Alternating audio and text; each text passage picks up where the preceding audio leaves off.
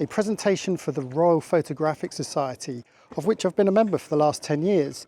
The travel section of the RPS had invited me along to talk about my photography, specifically photographing different cultures and how we can be empathetic towards those cultures.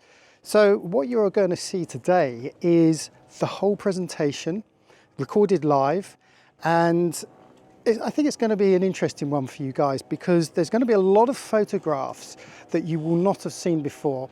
And it also really paints the picture of our journey from Turkey all the way to here in Indonesia. So sit back and enjoy.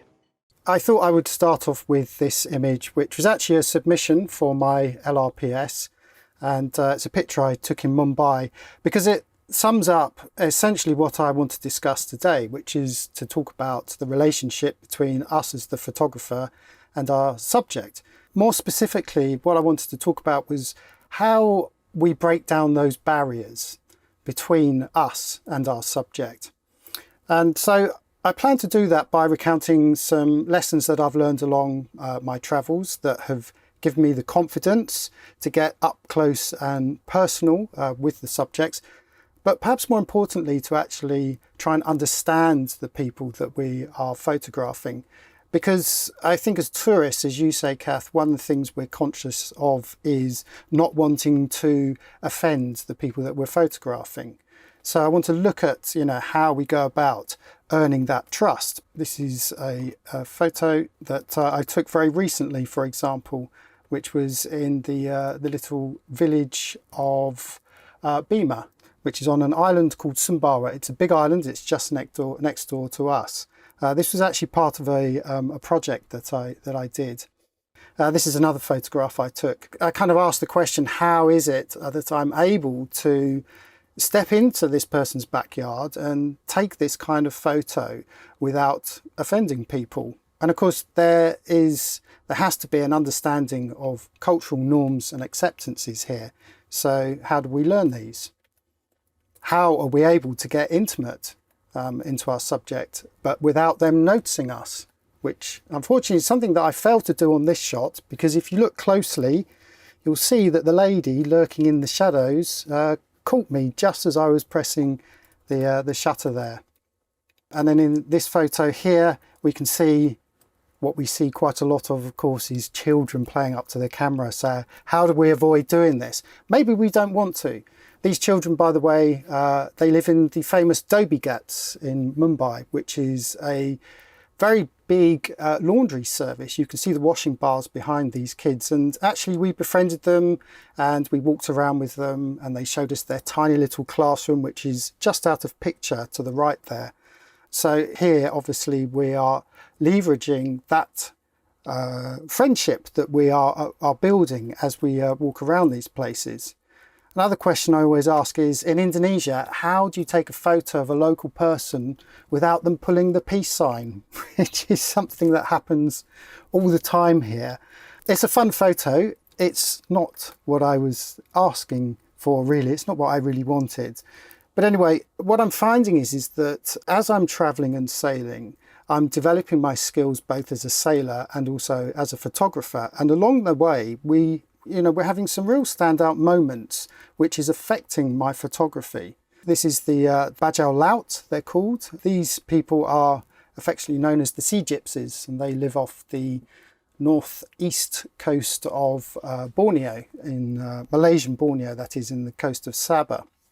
And in fact, in this particular example, we were told by the authorities not to photograph them, but we went anyway, and we took them food and we took them medicine, and we even gave them some clothes as well. You can see some young chap got Liz's baseball cap, which I'm sure one day he will grow into. But these encounters, some of these encounters have had a real impact on how I've taken photos. And I guess there's a very simple analogy with me learning photography and learning sailing. Very simply, of course, when I first started out, I was just bumbling along, making mistakes. And over time, of course, I developed confidence, and I developed confidence both in my photography and in my sailing. So I'm going to be looking at how I've been able to transition from basic snapshots to shots like this, where I'm but taking time to compose pictures in unfamiliar places. This, by the way, was taken in Udaipur. So these encounters have taught us some valuable lessons, and I think they've manifested themselves through my photography.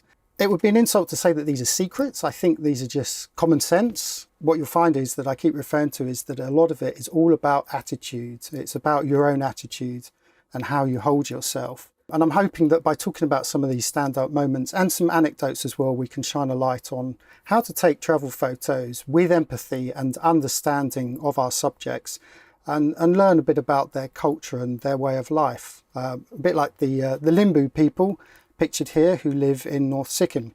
So the plan is to break this up into 3 sections. My journey broadly breaks up into 3 sections, and so we'll do that with the presentation. But I thought just before we start, I wanted to give some context about where we are now. So I've been living on a sailboat with my partner Liz for the last 18 years. This is a photograph of one of our first ever sails in front of Bodrum Castle in Turkey. I obviously didn't take the picture because I'm behind the helm. Esper, the sailboat Esper, has been our home now for 18 years. We've lived on her full time, and it's essentially where I have discovered, developed and refined my photographic skills. It is also where we edit our weekly YouTube videos and our podcasts as well. Here's a very crude map of our journey. The map itself spares all the repeat visits, by the way. But essentially we started off in Aegean Turkey, around the Greek islands, and after 3 years in Turkey we then headed down to Egypt and transited through the Red Sea. Now this was at a time of piracy. This was in 2009 and 2010, and this is when piracy was at its highest. We then went through the Gulf of Aden to Oman, crossed over the Arabian Sea and landed in Mumbai, went down the west coast and spent 3 years in Kerala, which I'm sure many of you are familiar with. After that, we headed south to the Maldives. We then made a failed attempt to cross the equator, turned round, headed east, and we went towards Malaysia. And it's basically the last 10 years now we have spent in Southeast Asia. Now, this is pretty slow going when you consider that most people take 3 years to circumnavigate the whole globe. In 18 years, we've only done 1/4 of it. But really the reason why Liz and I are so slow is because we just like to take our time, and we like to absorb the cultures that we come across. For example, this is a photo I took recently. As you can see, it's a woman and she's drying anchovy. The question is, where does the anchovy come from? How did it get there? And we're going to look at that a little bit later, because it's this project that I was working on sort of demonstrates how we get to those answers beyond the basic snapshots. So trying to get an understanding of her environment and her culture. Here's just a quick photo I took recently. This was a project I called John Blow Lane, which is the name of the street I took this on.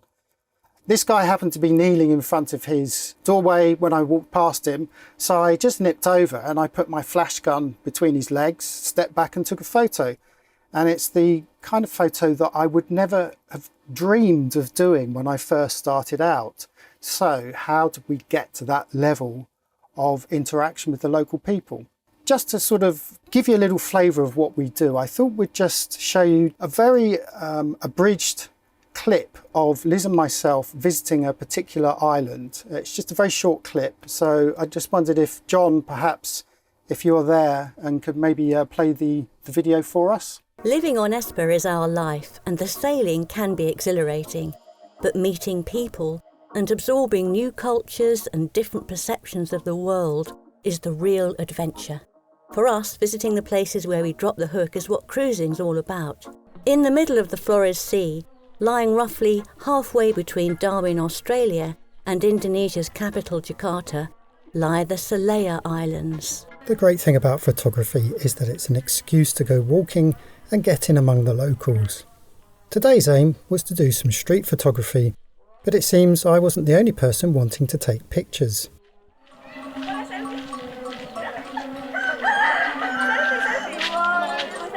Selfie? Yeah.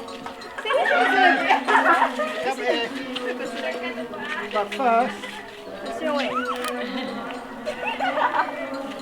Yeah.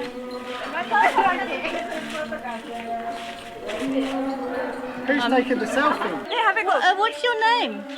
My name is Rizka. Liska? Rizka. And you? Samira.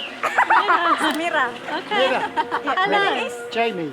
True street photography is about being invisible in order to catch those unposed, decisive moments. But as hulking, sweaty white tourists, we become the centre of attention, so that tactic has to go out the window. Instead, we concentrated on getting some nice street portraits.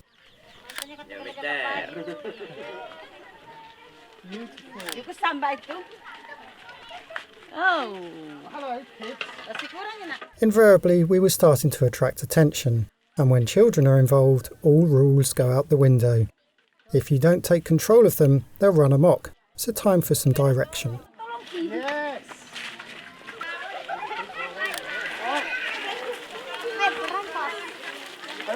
What's his name? Mama? Francos. Hello, Francos.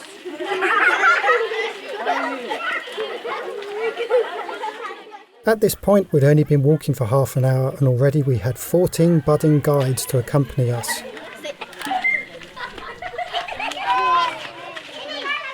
Three-quarters of an hour in and we can now count 17 children.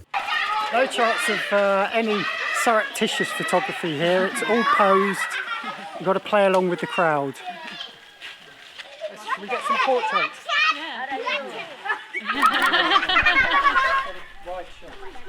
By the time we got to the end of the village, we had 20 kids with us, but there were still more photo opportunities.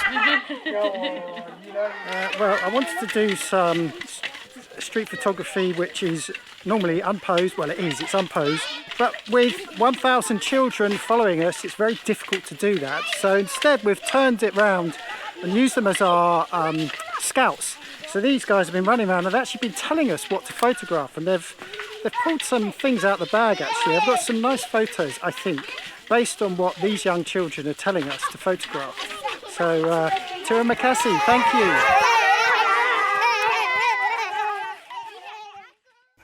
It really just was showing a little snapshot of us walking around the village, and it was actually photographic specific, so it was just us walking around, chatting with some of the locals and basically just having fun with the children as well.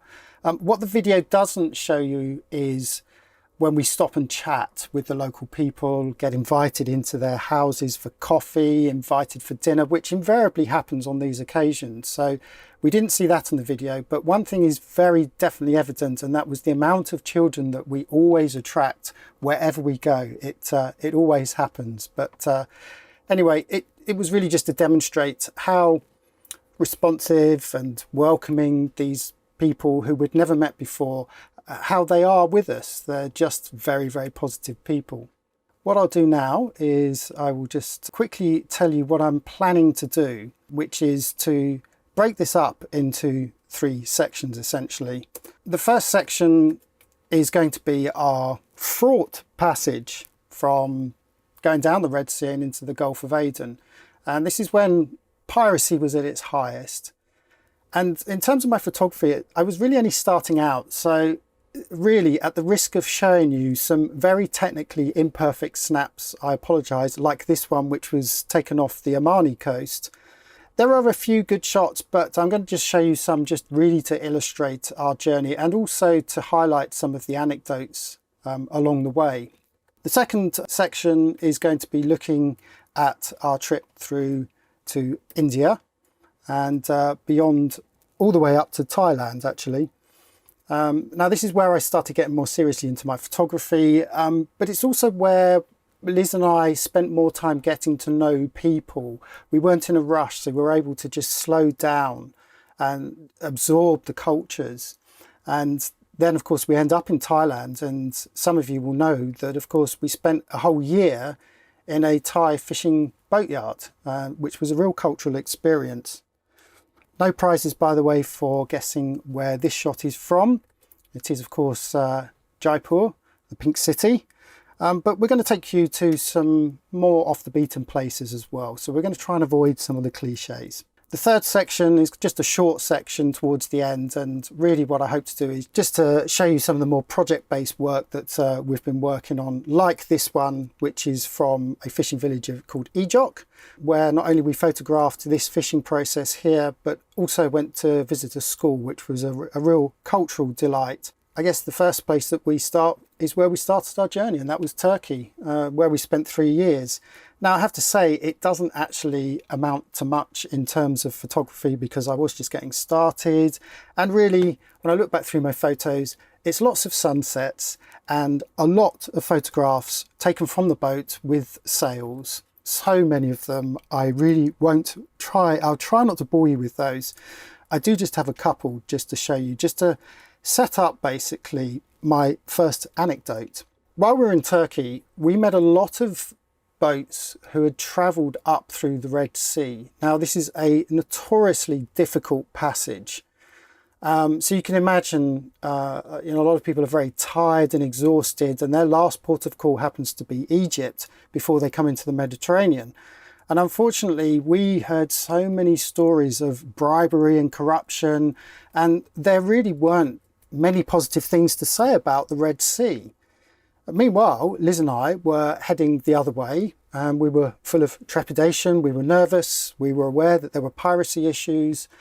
So we got together with a group of few boats and we travelled together in a rally under the ridiculous notion that we would have safety in numbers. I'm not entirely sure that was a well-founded thought, but anyway, we got together with a group of people. And our first port of call was Port Said. I just put this photo in here. This is the kind of thing that we see from the boat when we come into busy shipping lanes. We see this a lot on our travels, but for us at the time, this was our first time that we had seen this kind of thing. Bear with me, I'm about to get to my first anecdote, because it was in Port Said where I had to get to an internet cafe. So I took myself outside my comfort zone for the first time, got off the boat and started wandering through the back streets of Port Said, looking for an internet cafe. And I bumped into this young local lad, and he spoke good English, and he said he would take me to an internet cafe. So we walked these back streets for 10 minutes or so, chatting along the way, and eventually we got to this internet cafe. Of course, because of all these stories I'd heard from these sailors in Turkey, I started rummaging through my pockets and handed him over some money. This was his baksheesh that I felt I should be paying him. And in a split second, I realised I'd completely insulted him, because he stepped back and he just said, "I don't want your money. I just want to help you." And that was my very first stark lesson in my travels. The first one was, of course, learning to remove myself from my comfort zone. Obviously, we were doing this on the boat, but now we were doing this on land as well. Port Said was a very foreign place as far as I was concerned. But I think the bigger lesson is that, the world isn't as scary as we think it is. And more importantly, there are people out there who are genuine and friendly. So the lesson really is to take other people's opinions of people and places with a pinch of salt, and I think really to experience it yourself. And the other thing as well I was noting was that I wasn't experiencing the same things that these other people were. My experience was different. It seemed to be more positive. And I think that has a lot to do with attitude and outlook. I'm hoping that's something that we can talk about a little bit later. But in terms of my photography, I was picking off easy targets, children, market traders, that kind of thing. So I'd got over the first hurdle, which was to remove myself from my comfort zone. But I think armed with my camera, I was still very shy. And there's a certain awkwardness about my photography at this point in time. Anyway, we had a further 1,000 miles to go down the Red Sea before we could exit out the other end, and it took us to a lot of interesting places. This is a photograph of Esper at sail at the top of the Red Sea. But I should emphasize the point that piracy was on the increase. Every month we moved south. You may have remembered there was an English couple called the Chandlers, and they were taken in the same year that we were entering into the Red Sea, they were taken down the other end and were held hostage in Somalia for 13 or 14 months. So for us, this journey was a means to an end. It wasn't a sightseeing trip. We had to get through and out the other end as quickly as possible. That said, there were some very interesting places that we went to. Back in 2010, Sudan was just one country, and we entered into the port town of Suakin. Now, this was once upon a time a luxurious medieval coral city, an entire city made of coral. Sadly, coral doesn't make very good building materials, so it lies in ruins today. So a lot of the local people have moved away from the coral city and they've moved to sort of more low-lying single-storey houses like this one, which was taken just down the road from the anchorage that we ended up in. I'm not entirely sure we officially checked into Sudan. We just handed over $10 to a man called Mohammed in big white robes and we were allowed to stay. Unfortunately, it's somewhere I wish we could have stayed longer. We were only there just to provision, but we did manage to slip in a quick trip to Port Sudan. There were so many photographic opportunities there. A very busy city, but once again, I kind of missed a lot of the photographic opportunities because I was just shy. I was just so conscious of pulling out my camera. I didn't know, how these local people were going to react. And then this happened. So you may be able to see in this photo, I'm trying to take a picture of the lady in the red contrasted against all the men in their white robes. So in my usual style, I quickly pulled the camera up, took a quick picture and tucked my camera away again before anyone would see me. But this time, the lady in red spotted me and my cover was completely blown.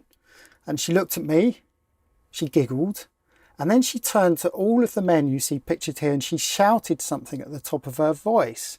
And to this day, I've no idea what she said. But all of those men you see pictured here turned round, they all looked at me and they laughed. And I laughed back. And in that instant, this barrier that I felt that I had just suddenly dropped. That instant with the lady in the red taught me that there's no point in lurking, because I think as a foreigner, it's just impossible to be invisible. So you have to embrace that fact. And you do that by being positive, smiling, nodding, saying hello. And what I tend to find is that smiling is almost always reciprocated. Almost. These are some lads that I took a photograph of in Suakin, and in fact they had been playing football with a stone, which is one reason why sailors are encouraged to carry toys, pens, pencils, that kind of thing.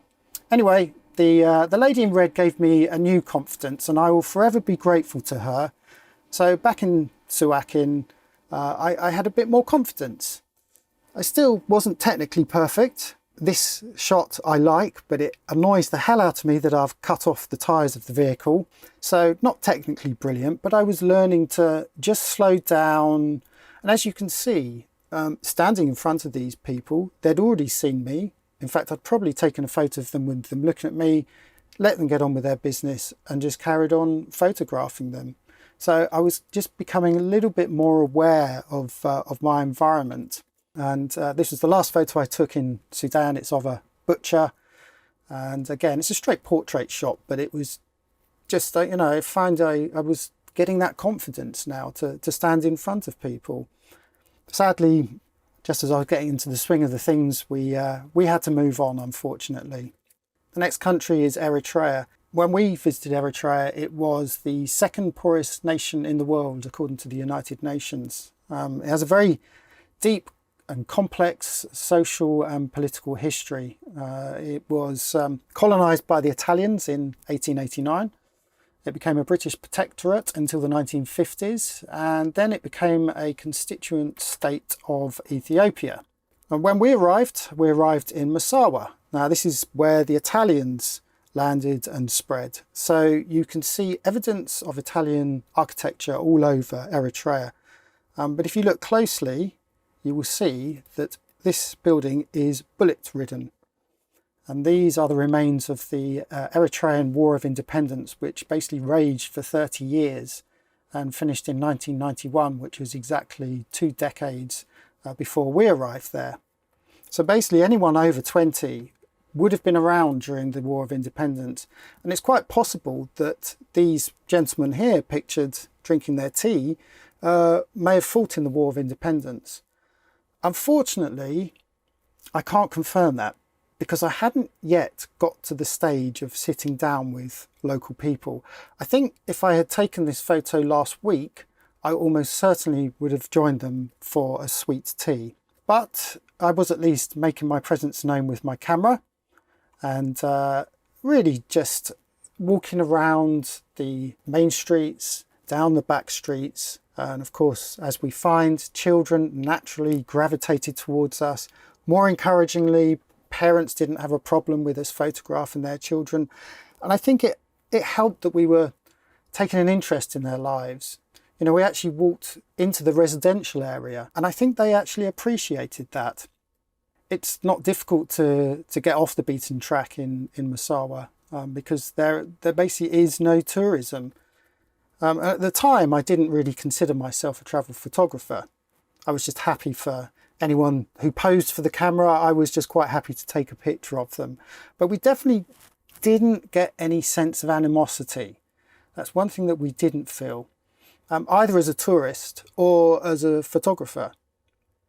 I remember one afternoon walking around Massawa, walking through all these bombed out Italian colonial buildings, turned round the corner and I found these 3 ladies having tea. They giggled when I turned up. The lady on the right was plaiting the hair of the lady sitting in the middle and the lady to the left was making a coffee.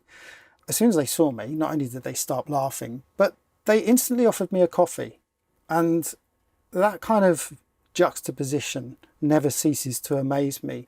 Here were these 3 women in the second poorest country in the world, just sharing, wanting to share with a complete stranger, you know, what little they had.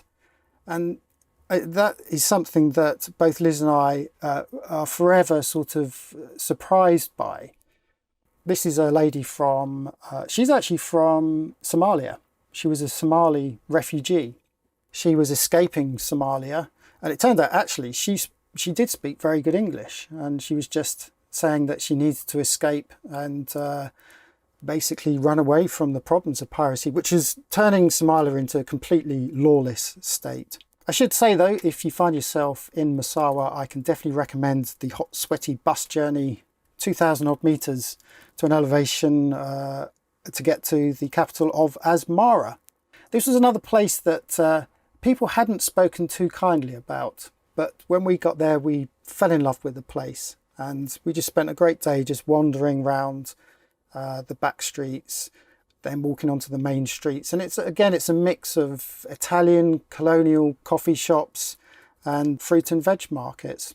So just before we pushed on, after leaving Eritrea to go to the Bab el Mandeb, which is at the bottom of the Red Sea, Liz, unbeknown to me, had submitted this image to the Sunday Times travel supplement and they selected and printed it as their travel photo of the week. And this was the first time I had ever had anything printed, recognised or published. I have to say, this enthused me no end. I was very grateful for Liz of doing that. However, our concerns at the time was the very real threat of piracy. And as you can see by this photo, as we came into the Gulf of Aden, we were frequently joined by the naval task forces. And in fact, there was a piracy attack that happened only 30 miles just up the coast there. And I heard the conversation between the skipper and the Naval Task Force on the VHF. And I have to say, when I heard the skipper say, "I have to go, they're climbing on board," my stomach just turned. That boat was a successful boarding by the pirates and it was eventually taken off to Somalia. And the way pirates work back then was they would have a mothership over the horizon which you couldn't see, and they would use small skiffs just like this one which would go out, and they were very quick because they would always have 2 outboards on the back, and they'd go out scouting for potential victims. So every single boat that we saw as we travelled through there was a potential threat.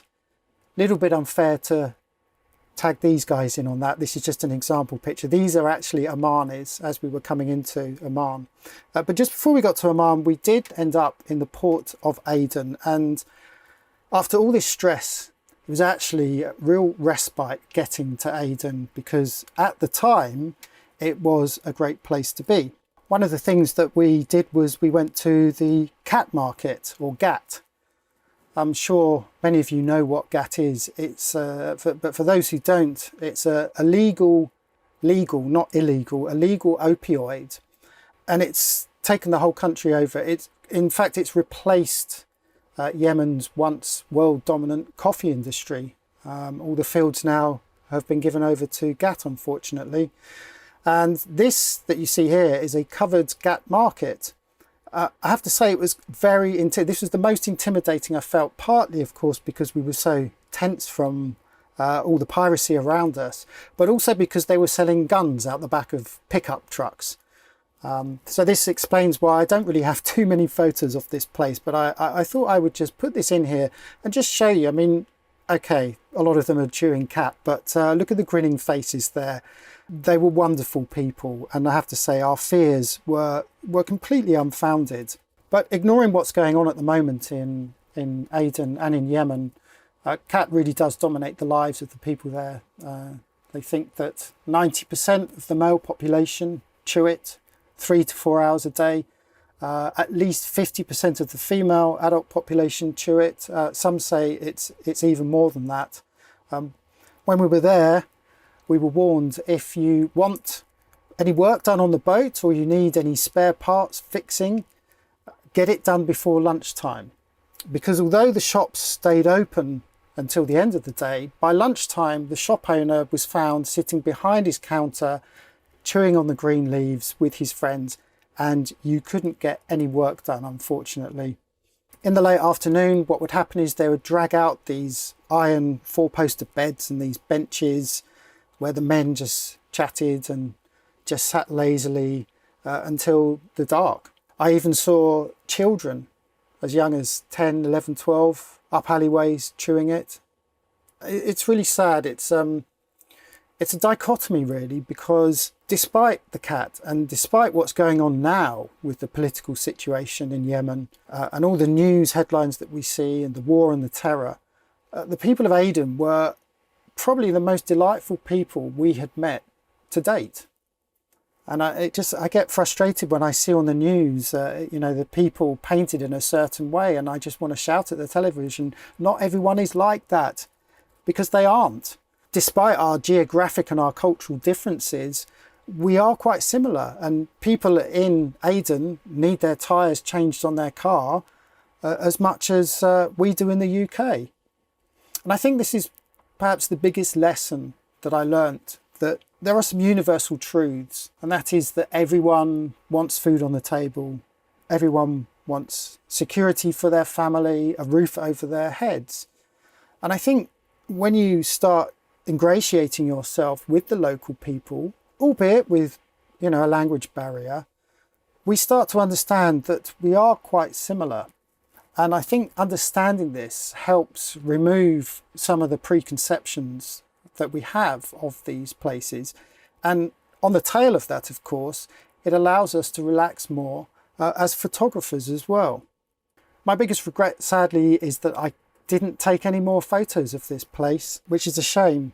But of course, piracy was at the forefront of our minds. It just dominated our entire time that we were there, and really it was just a race to get away from this area.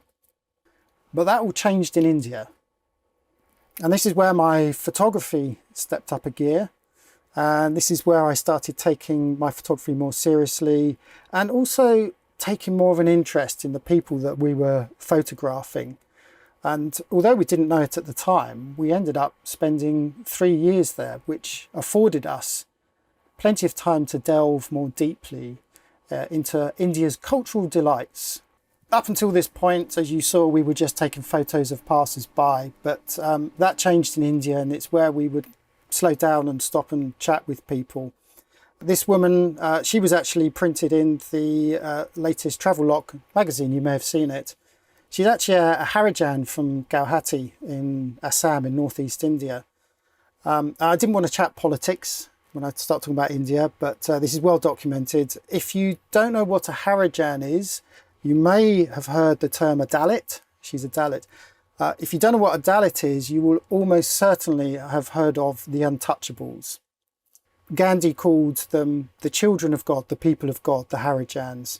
I only mention this because I like the contrast between her being this downtrodden, and I use that in inverted commas because that's how Dalit almost translates, a downtrodden, contrasted against her very regal demeanour. And she was very happy to chat to us as well, and she just stopped, and this was in a very dimly lit back stairwell in a tiny little housing tenement. It was just nice to be able to chat to her. But if you're not familiar with India, it is an assault on all five senses. This is a typical photo of an Indian street. It was taken in Ernakulam in South India. You can see the dhotis that the men are wearing. We'll talk a little bit more about that in a moment. But there wasn't a single time that we were in India that we didn't see another person. It's a very populated country. This photo was taken in Mumbai, and we can see a rather enterprising chap has converted his bicycle into a knife sharpening tool centre. And this photo here, this is my favourite photo of the Taj Mahal. It's possibly from an angle you haven't seen before, unless you've seen the latest Travelogue magazine. And as we can see, it's women collecting stones from a dry riverbed. I think India it's a little bit like Marmite. You either love it or you hate it. And fortunately, Liz and I just fell in love with it. It's vibrant, crazy, noisy, spiritual, energetic, industrious and beautiful, all at the same time. For example, this is a Holi ritual. That's Holi as in Holi. This is one we came across in the west-northwest of India. We happened to be sharing our accommodation with a group of school children, and the kids were encouraged to build bonfires. And then they proceeded to jump through the bonfires. I don't ever remember doing this on a school trip myself, but the teachers and the adults were all standing around cheering them on. And so the boys queued up one by one to jump through, not one, but 2 bonfires. Never seen anything like this before. Maybe some of you have who've been to India, but for Liz and myself, this was completely new. Never seen anything like it. And we spoke to one of the teachers afterwards who explained that some parts of India, not all, during Holi, they jump through fires, and it's to represent the triumph of good over evil. So I mentioned Holi, which is the Hindu festival of colour, and it's of course no wonder that colour is celebrated in India because it is everywhere. Like this family from Gujarat. It's amazing to see because in the south it contrasts beautifully with the lush green tropical vegetation, and in the west and the north it contrasts with those desert sands. This lady is from Anjar, which is famous for its dyeing and hand-printed fabrics.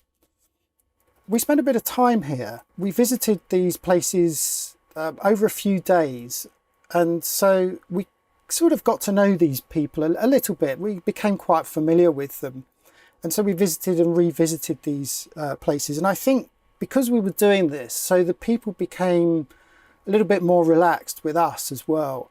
I think it helps that both Liz and I love fabrics, but I think just having that sort of familiarity allowed us to get, really quite close to some of these people.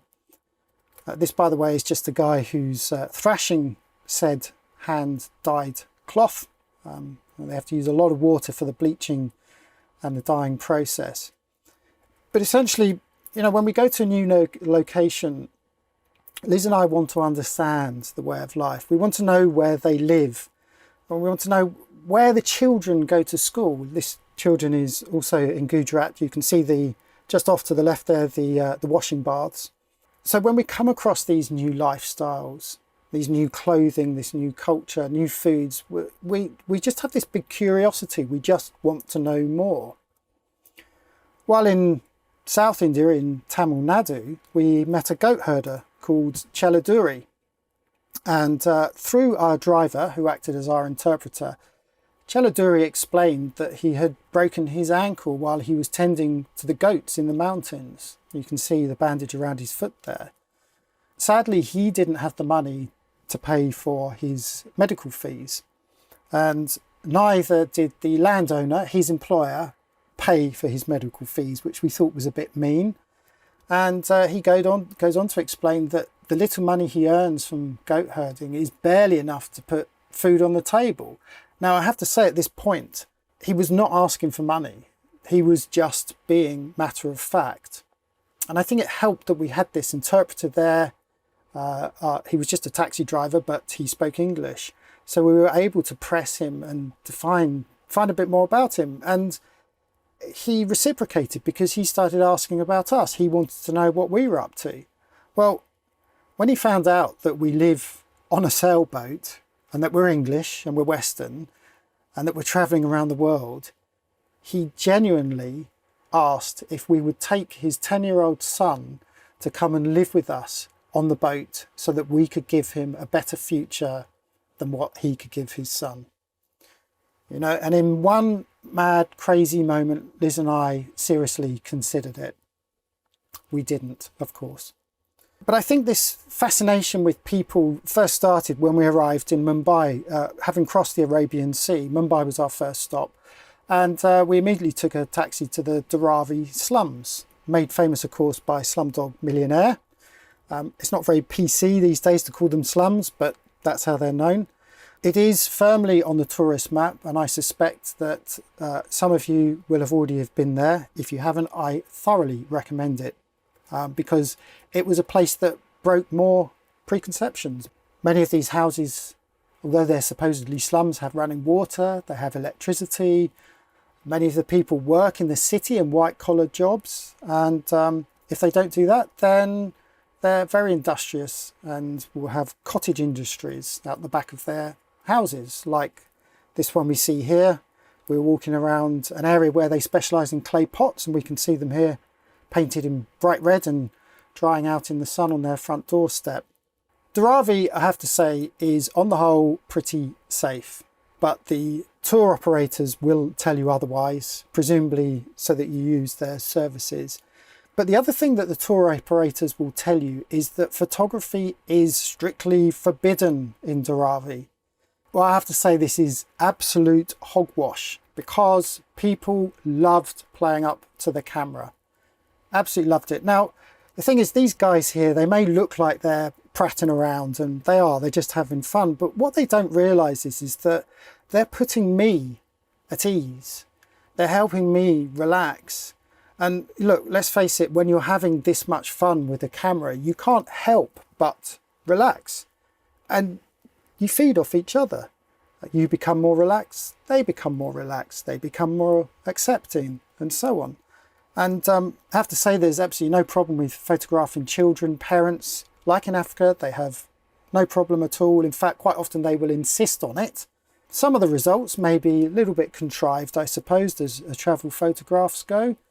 But I would suggest that if you find yourself in this situation, leverage it to your advantage. Use these willing subjects to act as your warm-up, because I find that quite often when I go on a photo walk, there is sort of that first hour when I feel a bit sort of, I need to just loosen up a bit. And so playing around with people like this is just a great way to loosen up. When we first started, lots of people, when we photographed them, would ask to see their pictures. But I think with the advent of smartphones, people aren't so interested anymore, but they're still happy to pose for photos, which is always good. So we based ourselves down in Kerala, which is in the southwest, in Cochin, or Kochi as it's known. And down here there's a higher percent of Christians than there is in most other places in India. So Christmas is celebrated with much vigour. Now there is one marina in India, and that's where we were based. And it was along a little island called Bulgati Island, which was right opposite the town or the city of Anakalum. Now, you may not have heard of Anakalum, but you will almost certainly have heard of Fort Cochin, famous, of course, for its Chinese fishing nets. It's a very popular spot, not just for foreign tourists, but for local tourists as well. But it was Anakalum, the city, where all the industry was really most of the industry was happening. There were very few tourist spots there, but there's lots to take in. And during my time there, I hooked up with a group of Indian photographers, a group of young lads and girls. There were probably up to 20 of us. I was the only foreigner there, and I was the only person in my 30s at the time, 40s maybe. But they were all young and they were all enthusiastic. And so we'd meet up once every 2 weeks. I just came across them on Facebook and got in touch with them. And it was just a great way to, first of all, get to know local people. Secondly, to hang out with other photographers. And thirdly, to feed off their enthusiasm as well. So I do recommend doing that if ever you spend, a particular amount of time somewhere. It was also during this time that, of course, Mike Longhurst came out to visit. I alluded to this in the magazine article. I'd met Mike online, and he was a very good critic, let's say. He was always telling me off for chopping people's feet off or lampposts sticking out of people's heads. But I took everything on board. So I was delighted when Mike said that he would love to come out and visit with his wife, Gabby, which is basically what Mike did. And it was really nice just having a mentor there in the flesh, because I think sometimes when I'm on the boat, I do feel a bit cut off. Of course, nowadays we have the internet and we have good connection like this, but back then in India, the connection was expensive and not very good. So to have Mike around, it was great, because up until this point, I was really just bumbling around and just taking snaps. But after Mike visited, I started to, really take the photography a bit more seriously.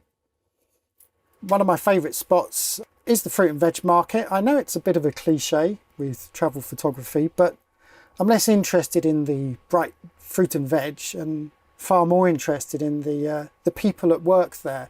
I could just spend all day in this. I mean, this is a huge industrial sized fruit and veg market.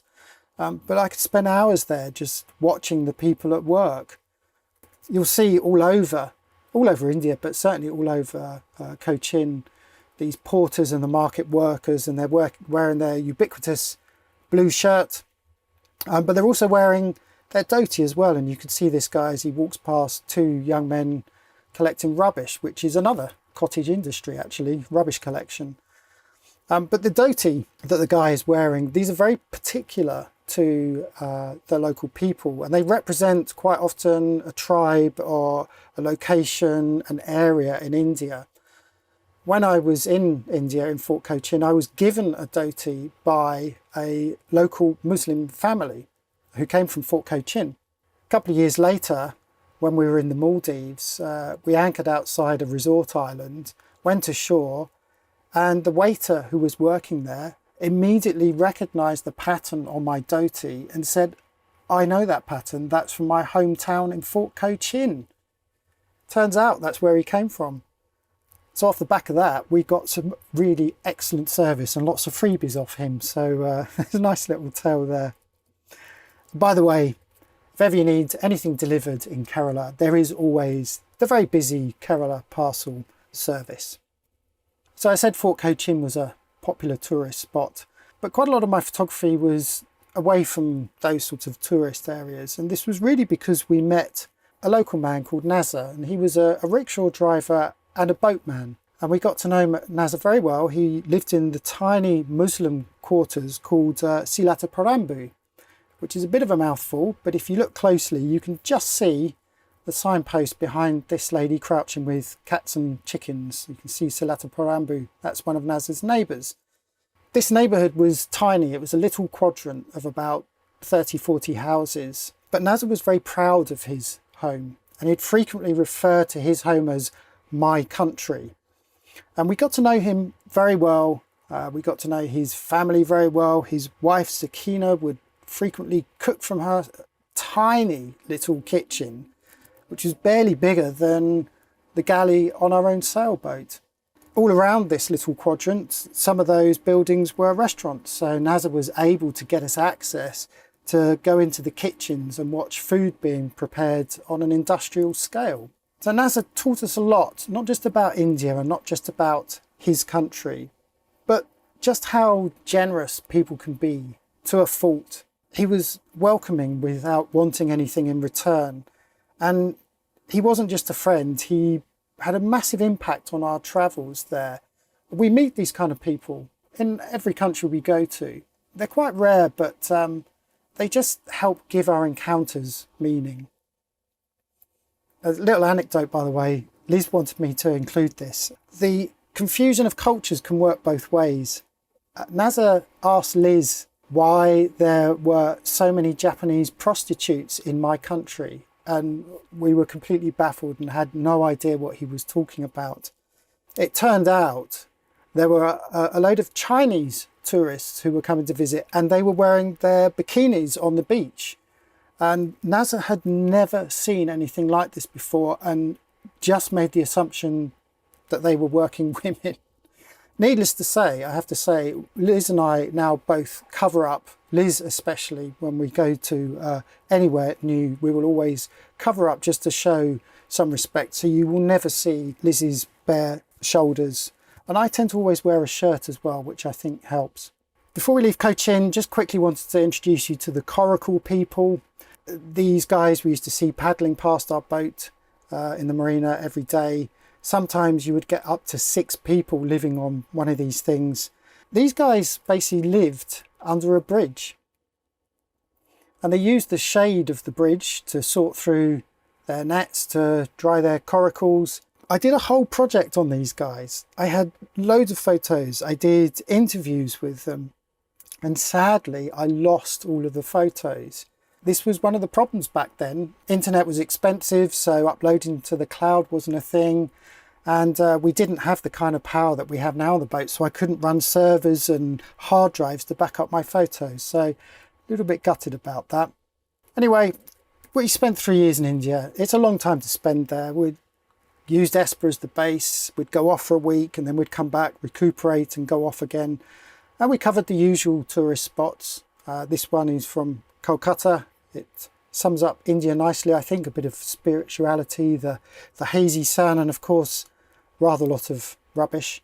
But India is a very easy place to get around. The train system is run with military precision, and everyone, every local is always willing to help. But it's also not too difficult to get off the beaten track, which is what we like to do. And one of the things that we did was to get involved in charities, and we found that getting involved in charities really helps you get up close and personal with the people that they are helping. One example is the Mondo Foundation in the Himalayan part of India. And this charity organisation would build schools for the school children who lived in the mountains, who literally had to travel miles to get to class, even though they had no electricity. Well, our friend Amy had volunteered with them, and she put us in touch with one of the families that helped run the organisation. And that family put us up for a few days. They were based just outside of Darjeeling, which is where this is photographed. This is Darjeeling in West Bengal. The north of India, I should say, and the south of India are two very different areas. It's like the difference between UK and Turkey, and it's about the same distance. After 3 years, we'd often get asked why we'd never learned Hindi, and we had to explain, of course, that Malayalam was the language that they spoke in Kerala, not Hindi. Fortunately, though, English is the common language, so we were able to get around quite easily. In Jodhpur, we met a guy called Govind, and he told us all about his mother and the terrible ordeal she had with domestic abuse. And so he set up the Sambali Trust and helps victims of domestic abuse. And he gets girls out of their situation and brings them to the safety of his place in Jodhpur, and basically gets them to learn a trade so they can become independent. We spent a lot of time with Govind. Again, we interviewed him. We even stayed in his in his house. So we really got to know them and also got to understand the women of the Sambali Trust. By the way, I'm not telling you that we're getting involved in charities to be virtuous. That's not the reason. It's just because getting involved in charities just helps us understand the people that they are helping just a little bit more. And even if we don't get involved directly, we tend to go to the non-profit organisations, a bit like this one, which is the Tibetan Refugee Self-Help Centre in Darjeeling. Basically, these organisations are giving people a chance and an education and a job. And because we take an interest in the products that they are producing, they are happy for us to photograph them. The Tibetan Refugee Self-Help Centre helps up to about 130 Tibetan families now, primarily for the sick and the elderly. But I think it helps that we love all the handicrafts that they make as well. Needless to say, our boat is full of memorabilia from India. You don't need a guide to go off the beaten track. I mean, India is pretty well documented. I think the key thing is just to spend some days there and to become familiar with the place and the people. This lady is from the Missing tribe. You may have heard of them. They live on the island of Majuli, which is apparently the world's largest river island. This is in the northeast of Assam. Basically, they're known as the river people because during the wet season they have to contend with flooding, which is why they live in stilted houses. And the houses, by the way, those areas underneath the houses, they accommodate their storage, but also their looms, because they're famous for their weaving. They're also expert fishermen as well. These guys also from Majuli.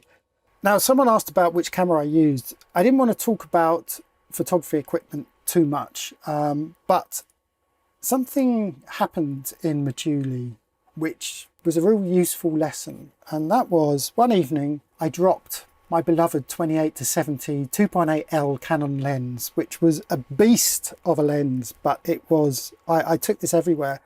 I dropped it and broke it, and of course, being in the middle of Assam, there was no way I was going to get it repaired. And the only other lens I had on me was a nifty 50.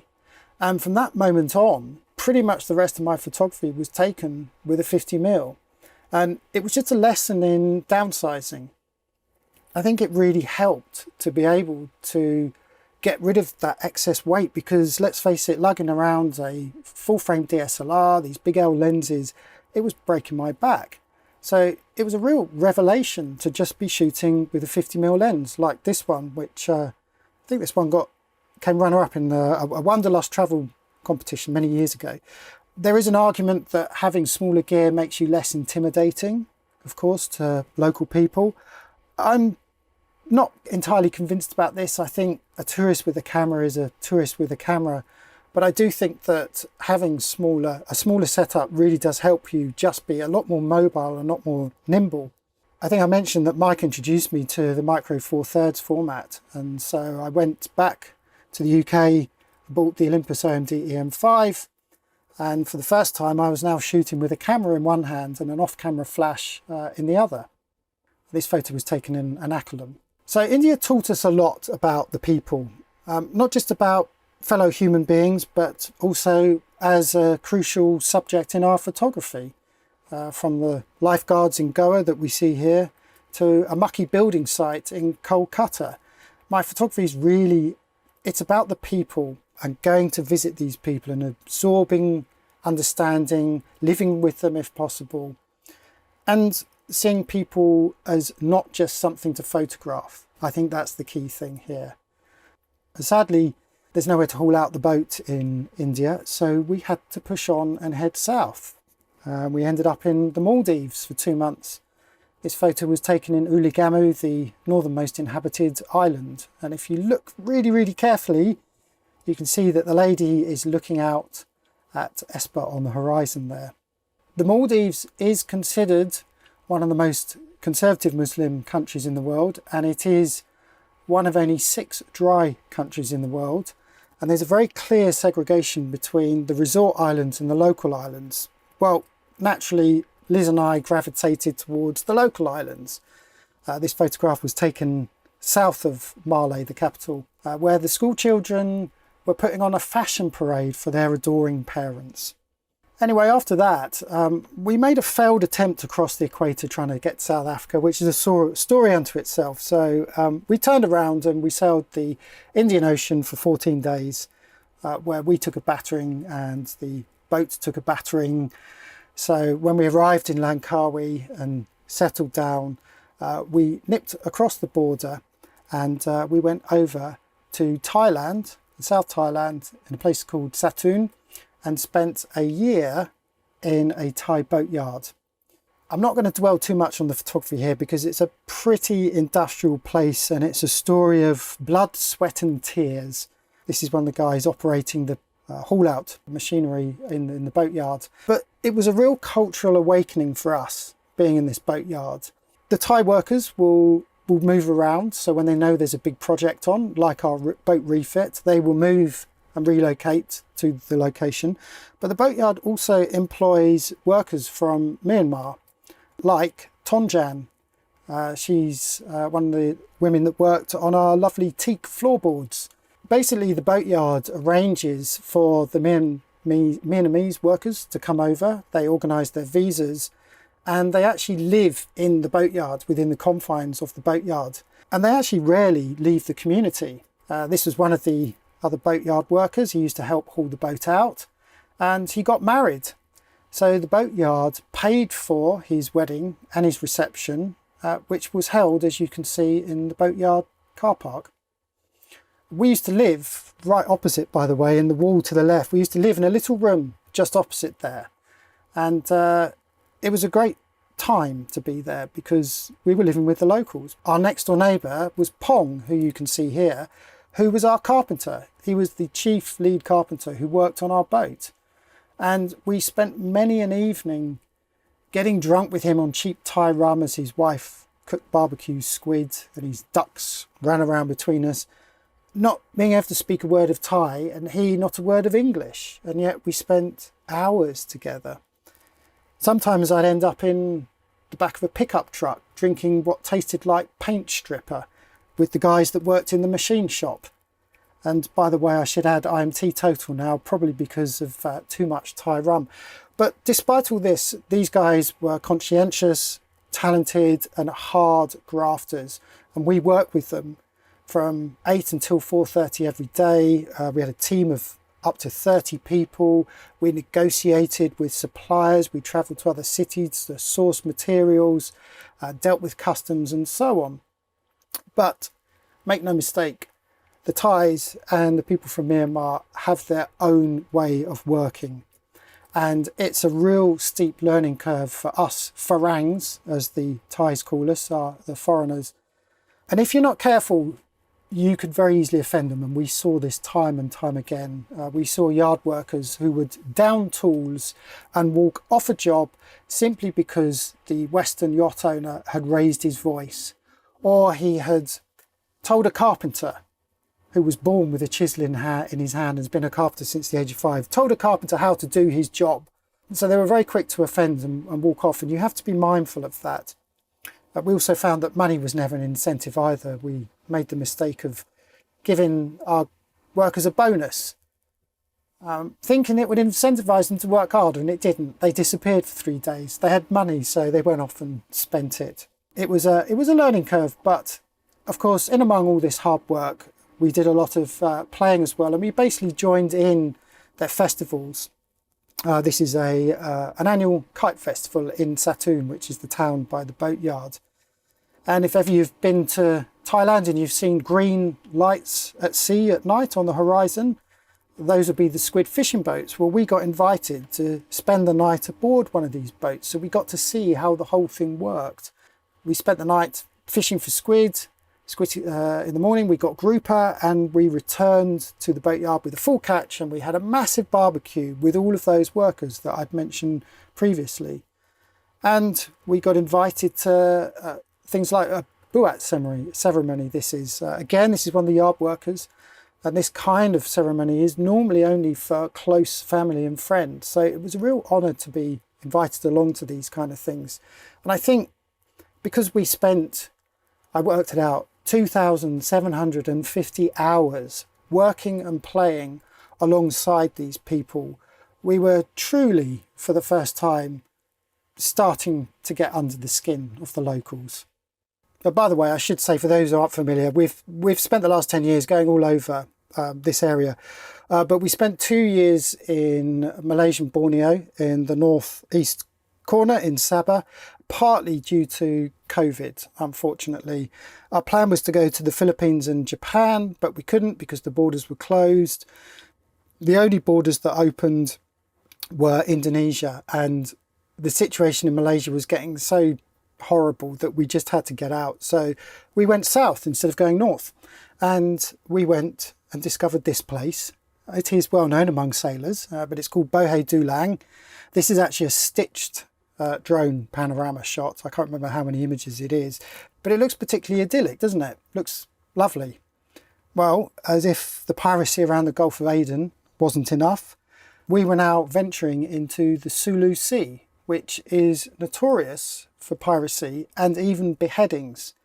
So the local government, the Malaysian government, insist on putting on a naval escort to go around this part of Malaysia. You have to get special permission to anchor in this particular spot. But I only showed you this because this is where the Bajau Laut lived, the sea gypsies who we met in the introduction. And again, this is another drone shot here. And the Bajau Laut have again, their history is quite complex and difficult because they predate what we now know as Malaysia and the Philippines. So they've actually been living in these areas when these areas were just sultanates. And of course, because they've now become established countries, the Bajau Laut are effectively stateless. They have no rights to education, to food, or to medicine. I'm happy to say, actually, the people that we met here found employment on a seaweed processing plant, which was another little stilted platform just out of shot from here. The great thing was that while we were there, as yachties, having dinghies to access these places, we were able to give them medical supplies. In this particular spot you see here, the little boy had cut his finger, so we were able to give him iodine and plasters, and in return, his father, who you can just see hanging out the window there, climbed up a coconut tree without a rope and cut down a lovely bunch of coconuts, and gave them in return to the yachties who helped his son. It's a shame we couldn't stay longer in these places, but you know, if it's not piracy or if it's not the weather, then you've got visa problems as well. So our passage from Sabah down into Indonesia, around Sulawesi, then we had to get to Lombok. We had to do all this all quite quickly because of visa restrictions. And this could be quite frustrating when you found beautiful spots like this one here. Another example is Malanga, and I'd be interested to know if anyone has heard of Malanga.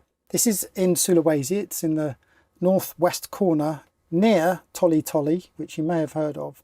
And Malanga is famous for its roofs that open up, which you can see here, by a rope and pulley system, and they dry out their foodstuffs in the heat of the sun. And pretty much every building in this village have these opening roofs, and it's, as far as I understand, it is almost completely unique, at least to this area. It's not yet on the tourist trail, but I wouldn't be surprised if it does become a UNESCO World Heritage Centre. And it was in Malanga, actually, we were invited to sit with the chief and have lunch with him, and we were given bees' eggs. I don't know if anyone's eaten bees' eggs before, but they're a delicacy here, taken from the hives of bees from the surrounding rainforest. Fish, by the way, is almost always cooked on coconut husk, as you can see here. We see this in a lot of places in Indonesia, but especially in Sulawesi. Almost everywhere would cook fish on coconut husks. I'm digressing slightly from the place I wanted to tell you about, but this does bring us nicely onto coconuts, because before Malanga, on the scooter, we came across this coconut processing plant. And this specialised in the production of copra, which is the dried meat from coconuts. And you see this all over Southeast Asia, but This entire community was involved in the process, from splitting the coconuts to extracting the oil and drying the flesh. But sadly, of course, at the time I was concentrating on video, not photos. So I have very few photos of the place. And it is somewhere I would like to return to and do a project on. And of course, the great thing is that because we got to know that chief of the village of Malanga, we got to know people in Toli Toli, and they became friends for the 2 or 3 weeks we were in Toli Toli, for example. Because we know these people, we now have effectively a base, a group of people that we could return to, who I'm sure would be more than happy for us to go back to and put us up for the week, and even be able to take all my camera gear, because that is unfortunately a luxury which I don't really have when we're on the boat at anchor. And by the way, this is the last photo from that coconut plantation. You may have seen this. This is called Tanaka, and it's a paste made from tree bark. Now, I thought it was just a sunblock, but apparently it has antibacterial and antifungal properties, and apparently it's even anti-aging, which is why you see a lot of the women in Southeast Asia wearing this on their faces. I mentioned just a moment ago that getting ashore with all this camera gear is difficult, which is why I tend to just roam with just a single lens. But being at anchor does also provide some great opportunities as well. Now, at the very beginning, I showed a picture of a woman sorting through anchovy. This is another picture from the same village, some women sorting through anchovy. And I was asking, where does the fish come from? How did it get there? Well, it came from a Bagan fishing boat, and we just happened to be anchored right next to one. And that is one of the great things about being on the boat. And this led to a whole project on Ejok, which is the village this is based around. And I just wanted to show you a tiny little extract from it. Just before sundown, they arrive at the Bagan by skiff. The first thing Rule does is empty the bilges of water before weighing the boat's anchor, a large piece of concrete that's hoisted by hand. Although the boat remains in the bay, it's moved around depending on where they feel there is most fish activity that day. In the fading light, the 4 crew scamper around the outriggers and prepare the net. Throughout the night, the net is operated twice. It's lowered first at 7 p.m. and raised at 10 p.m, and then again between 2 a.m. and 4 a.m. Each corner of the net is taken to the 4 corners of the port outrigger before being lowered. With the net lowered, it's now twilight, so the generator is cranked up and the floodlights switched on. Projecting a light onto the surface of the water starts a natural food chain reaction. Plankton is attracted to the light, which attracts fish to eat the plankton, and so on. The light also attracts crabs, which had agus scuttling around the rigging with a fishing net. With a few hours to kill, the crew can relax. They'll eat a late dinner, so a large pot of rice is prepared in advance. Cooking utensils are rudimentary, but enough for their needs. The living quarters are cramped. The wooden shack is less than 2 meters wide and has to accommodate the cooking equipment, electricity for the lights, and personal possessions. It also doubles up as a sleeping area. When it's not raining, the crew rotate from inside to outside. This downtime allows them to chat with their wives and children on their phones, or just smoke and drink coffee. And while the fishing nets will be catching small fish to be sold commercially, the crew also do their own fishing for their supper. One of the crew, Agus, straps on a head torch and uses this downtime to prepare his hand line. They spend much of the evening this way, with Agus and Samson fishing from the boat, while Rule uses the outriggers to drop his line. Despite the small area, the shack allows at least 2 of the crew to sleep, each curled up under a warm blanket as the other 2 catch a cigarette break. Mastar takes over cooking duties, frying up garlic and chilli in hot oil in preparation for a fried fish supper. Before each haul, the lights are turned off, and with no moon, the crew are now operating in complete darkness, punctuated only by Jamie's camera flash or, in the case of the second haul, a glimpse of dawn. The large net, measuring 9 metres by 9 metres, is hoisted by hand, with the crew taking it in turns to rotate the wooden roller. As the net comes out of the water, lower lights are turned on, and Mastar checks the net is closed. The weight of the catch is so big, the entire bagan heels over to port, with the starboard outriggers coming clean out of the water. The net is then dropped onto the boat and the catch spills out across the foredeck. With the lights back on, the crew spend the next hour sorting through the catch. There are different grades of ikan teri, but the average price for a box is around 500,000 rupiah. That's around $32 US. The crew's wages are often spent on cigarettes and tobacco. As dawn breaks, birds are attracted to the unwanted fish cast back into the water by the crew, including a white-bellied sea eagle. Okay, so that was a little project that I worked on while we were at this place called Ejok and anchored right next to this bagan. Now, we spent at least 2 weeks at this place, and I have to say, from a touristic point of view, it's completely unremarkable. And in fact, the island of Sumbawa, where this was recorded on, is probably the least touristic when it's got Flores to the right and it has Lombok and Bali to the left. And yet, as a travel photographer, you don't have to look far to find, interesting subjects. Now, of course, the great thing about spending all the time with these guys was that we would then start to get to know the people in the village as well. We were able to meet up with this lady who was called Diana. She was pretty much the only person that actually spoke good English in Ejok, the town of Ejok, or the village of Ejok. And she learnt English when she was a student, when she was a child. But for some reason, the local government has decided to pull English from the curriculum. So she has decided to volunteer to help teach English. So when we got chatting to her, she said, well, why don't you come along and see one of my lessons, or maybe even take one of my lessons? So we agreed to do this. I think word had obviously got around that we were about to come up to the school, because as we entered the gates, we were approached by literally 100 screaming school children, all vying for selfies. They were extremely excited. It was just amazing to see. It was heart melting. It really was.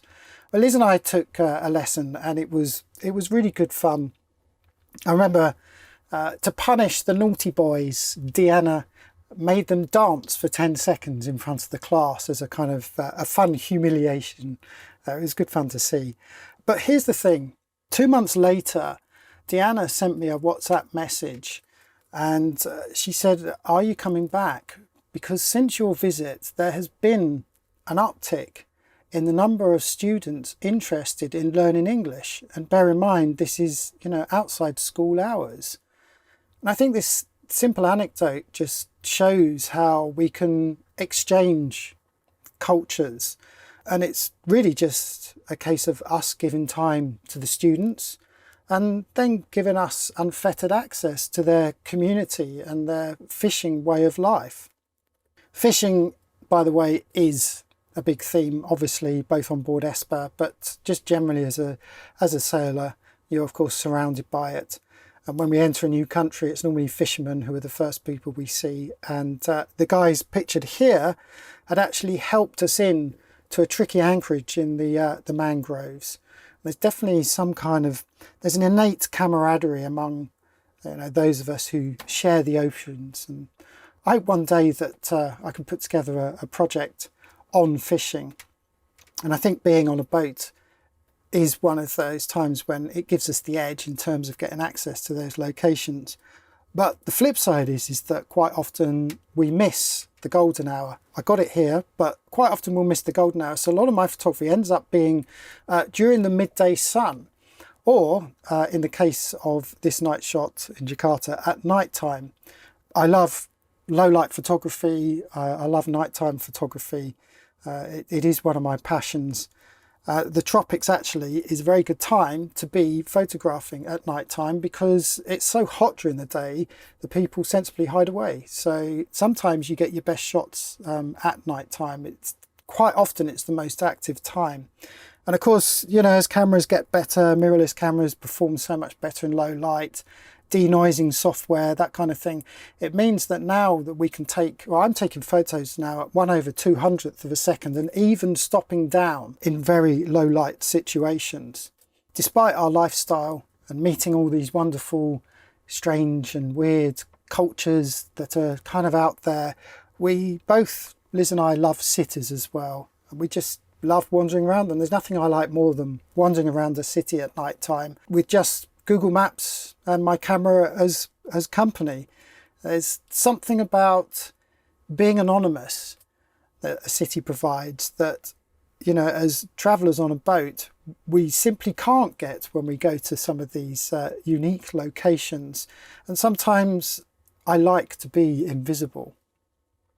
Just to conclude then, I think, as you will have seen, that quite often the photography that I'm taking is as a result of leveraging the friendship that we make. A good example is a guy called Johnny, who we met also on Sumbawa in a town called Bima. He was actually an upholsterer, but he was unofficially a tour guide. And he introduced us to his brightly painted street that he lived on, that you see pictured here. This is one of his neighbours. And I think just, having that friendship with Johnny gave us a green card. It meant that the locals knew that I knew him. So it just meant that I was able to move around between locations and not have any bother at all, and to feel quite relaxed about photographing. And that is because we have used the friendship to our advantage. Of course, the other thing is that certainly in Asia, they don't have the same kind of boundaries that we do in the UK or in the West. You can walk into people's gardens and no one bats an eyelid. And so sometimes some of the photography I'm doing here, I think would be more difficult to do in the West. I think, though, I should be realistic here, because the one thing that has really helped my cause is the kindness of people and their generous nature. And especially in Southeast Asia, it's how they welcome strangers. It's not something that I take for granted, I have to say, in terms of my photography. So, I've learned to read body language. I've learned to understand when people don't want their photo taken. And by the way, this woman was quite happy for me to take her photo, although we did share a giggle when she realised I was photographing her great big bloomers. But I think the most important lesson really is it's about attitude and being positive and having that inquiring mind, and also maintaining a friendly demeanour. And you can do that with a camera as long as you're smiling, nodding and making eye contact, just showing people that you're there. I think this just helps remove some of the barriers that we may have. I think it also helps that I have a childlike playfulness. I'm a bit like the children in this shot from The Missing Tribe. I'm like the kids in this picture. I like to play around while the adults are doing the work. But I think also being on a sailboat, that does help, because it has forced us outside of our comfort zone. Basically, if you can contend with anything nature throws at you out at sea, I think you're in good stead for doing photography on land. And quite often a bad passage, or even after just a bad anchorage for the night, there's nothing more relaxing than seeing a local person smile at you, and it just really helps us relax. And I think that travelling by boat has helped break down some of these preconceptions that maybe we used to have. And I think the other lesson that I've learned is just to take people's opinions with a pinch of salt, to not take their opinions literally, and to experience places ourselves and to make up our own opinions based on our own experiences rather than listening to other people. I thought I would end on a massive cliche, and I make no apology for this cliche. This is courtesy of these two young students from the Mondo Foundation, who we saw earlier in Darjeeling. They're taking part in an event at a sports day, which we got invited to. But the cliche is thus: we find that time and time again in our travels that despite the geographical and the cultural differences, when we lift the blindfold, we find that we are all the same.